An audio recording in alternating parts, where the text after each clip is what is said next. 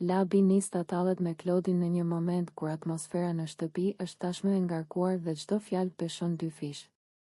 Ai I afrohet me një ton ironik, duke buzëqeshur me përbuzje, dhe I thot hapur se Klodi është njeri i kot, një person që sipas tij nuk ka arritur asgjë dhe që mundohet të duket më I madh se ç'është në të vërtetë.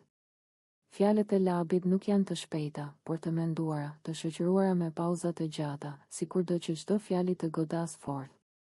Ai vazhdon duke I thënë Klodit se nuk ka fytyrë për asgjë, as për debat, as për përgjegjësi, as për të mbajtur fjalën e vet sipas Labit. Klodi fshihet pas justifikimeve dhe lojrave, duke mos marrë kurrë përgjegjësi për veprimet e tij. Çdo herë që situata vështirësohet, Klodi, sipas tij, zgjedh të shmanget ose të hedh fajin te të tjerët. Tensioni rritet kur Labi përmend Benitën. Ai I thot prerë Klodit se Benita nuk është për të, se ajo është shumë më e fortë dhe më e vendosur se ai. Sipas Labit, Klodi nuk ka as stabilitetin emocional dhe as karakterin për të qenë në krah të një vajze si Benita. Ai thekson se Klodi vetëm sa e përdor emrin e saj për të marrë vëmendje dhe për të qëndruar në qendër të diskutimeve.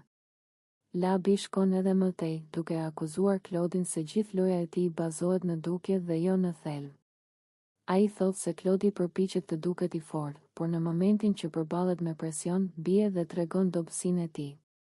Sipas Labit, kjo është arsyeja pse njerëzit nuk e marrin seriozisht dhe pse debatet e tij gjithmonë përfundojnë pa peshë. Klodi përpiqet të reagojë, por Labi nuk e lë hapësirë. Ai vazhdon ta ironizojë, duke I thënë se nuk mjafton të flasësh shumë për të qenë dikush, por duhet të tregosh me vepra. Çdo fjalë e Labit shoqërohet me shikime të forta dhe një qëndrim sfidues, duke e bërë situatën edhe më të rëndë. Në fund, Labi e mbyll përballjen duke I thënë Klodit se nëse nuk ndryshon, do të mbetet gjithmonë një figurë e parëndësishme në shtëpi. Ai thekson se njerëzit e shohin tashmë se kush është në të vërtetë dhe se asnjë mask nuk mund ta fshehë këtë.